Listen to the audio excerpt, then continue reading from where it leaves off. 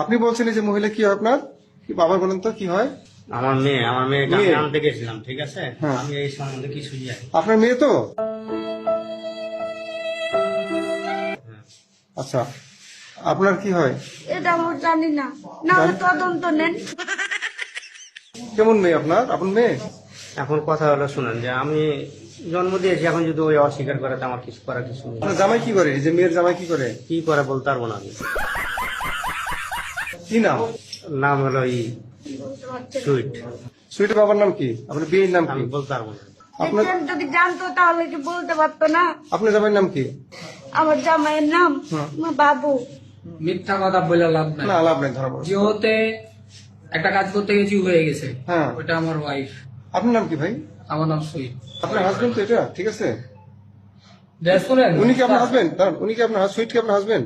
না, আমার ভাই হয়।